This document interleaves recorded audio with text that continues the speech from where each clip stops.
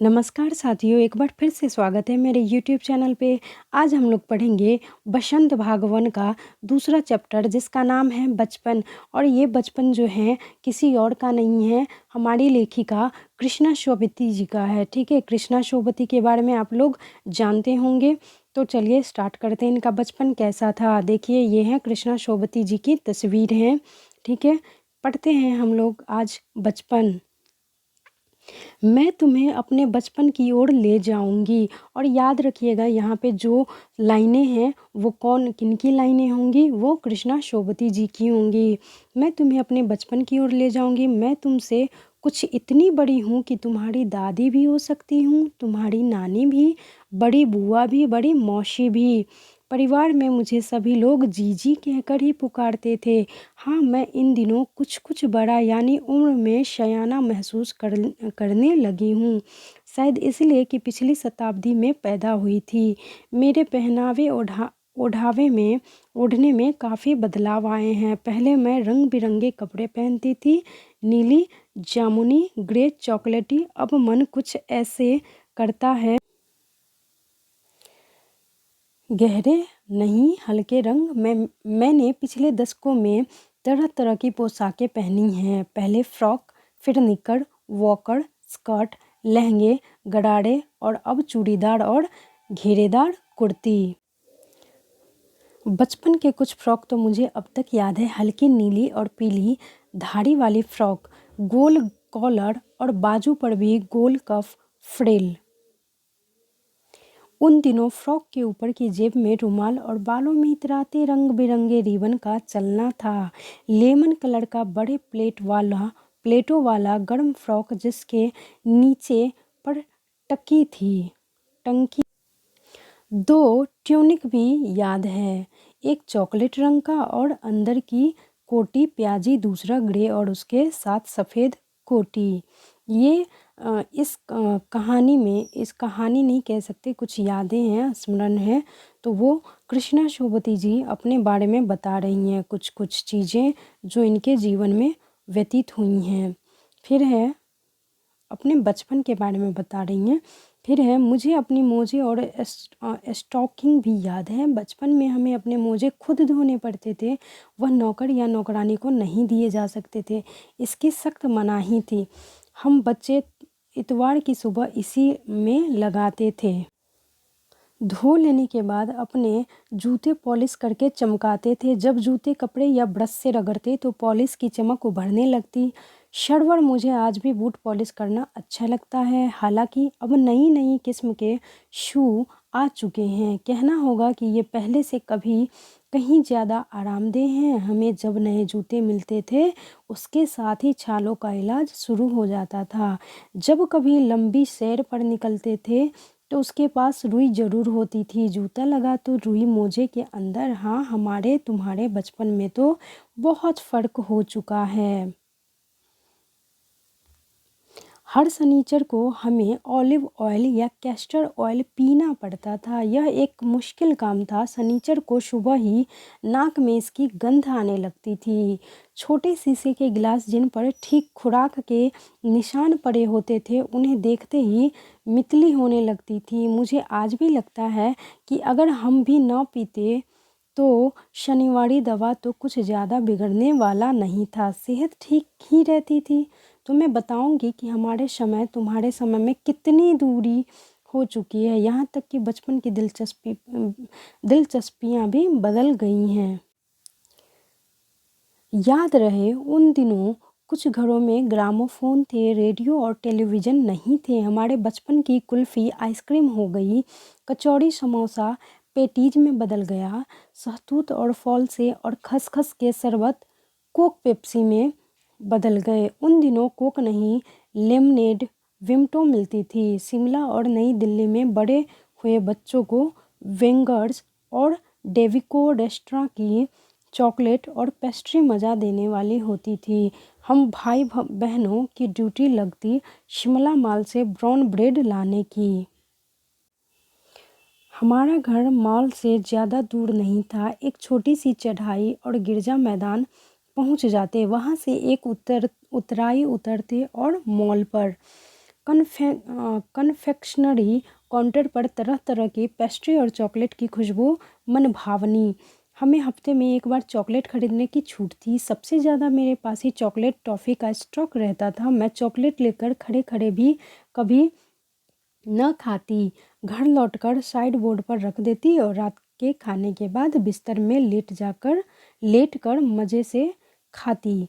शिमला के काफ़ल भी बहुत याद आते हैं, खट्टे मीठे, कुछ एकदम लाल, कुछ गुलाबी, रस भरी कशमल सोचकर ही मुंह में पानी भर आए। चेस्टनट एक और गजब की चीज़, आग पर भुने जाते और फिर छिलके उतारकर मुंह में। चने जोर गरम और अनारदाने का चूर्ण। हाँ, चने जोर गरम की पूड़ियाँ तो तब थी, वह जब भी नज़र आती पुराने कागज़ों में बनाई हुई उस पुड़िया में निरा हाथ का कमाल है। नीचे से तिरछी लपेटते हुए, ऊपर से इतनी चौड़ी कि आसानी से हथेली पर पहुंच जाए। एक वक्त था जब फिल्म का गाना चना जोर गरम बाबू मैं लाया मज़ेदार चना जोर गरम उन दिनों स्कूल के हर बच्चे को आता था। कुछ बच्चे पूड़ियाँ पर तेज मसाला बुकवाते थे। पूरा गिरजा मैदान घूमने तक वह पुड़िया चलती थी। एक एक चना पापड़ी मुंह में डालने और कदम उठाने में एक खास ही लय रफ्तार थी।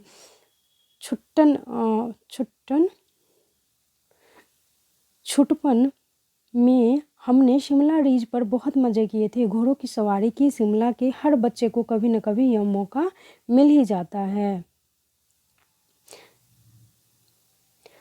हम जाने क्यों घोड़ों को कुछ कमतर करके समझते हैं, उन पर हंसते हैं। ननिहाल के घोड़े खूब हुष्ट पुष्ट और खूबसूरत, उनकी बात फिर कभी।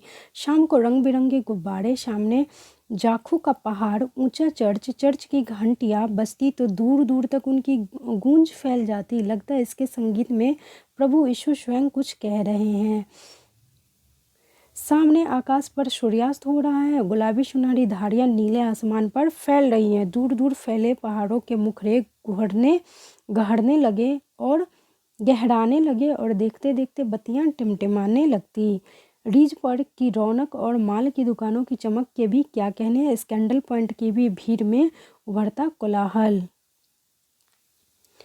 स्वर्ण स्कैंडल पॉइंट के ठीक सामने उन दिनों एक दुकान हुआ करती थी जिसके शोरूम में शिमला कालका ट्रेन का मॉडल बना हुआ था।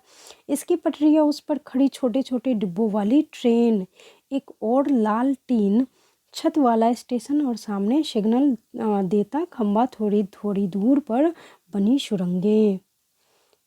पिछली सदी में तेज रफ्तारी की गाड़ी वही थी। कभी कभी हवाई जहाज भी देखने को मिलते थे।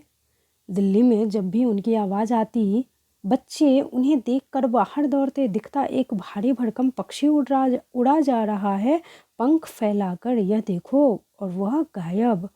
उसकी स्पीड ही इतनी तेज़ लगती। हाँ, गाड़ी के मॉडल वाली दुकान के साथ एक और ऐसी दुकान थी जो मुझे कभी नहीं भूलती। यह दुकान थी यह जहाँ मेरा पहला चश्मा बना था। वहाँ आँखों के डॉक्टर अंग्रेज थे। शुरू में चश्मा लगाना बड़ा अटपटा था। छोटे बड़े मेरे चेहरे की ओर देखते कहते, आँखों में कुछ तकलीफ है? इस उम्र में ऐनक? दूध पिया करो। मैं डॉक्टर साहब का कह दोहरा देती थी। कुछ देर पहनूंगी तो ऐनक उतर जाएगी। वैसे डॉक्टर साहब ने पूरा आश्वासन दिया था, लेकिन चश्मा तो अब तक नहीं उतरा। नंबर बस कम होता गया। मैं अपने आप की इसकी जिम्मेवार हूँ। जब आप दिन की रोशनी को छोड़कर रात में टेबल लैंप के सामने काम करेंगी तो इसके अलावा और क्या होगा। हाँ, जब पहली बार मैंने चश्मा लगाया तो मेरे एक चचेरे भाई ने मुझे छेड़ा, देखो देखो कैसी लग रही है। आँख पर चश्मा लगाया ताकि सूझे दूर की, यह नहीं लड़की को मालूम सूरत बनी लंगूर की। मैं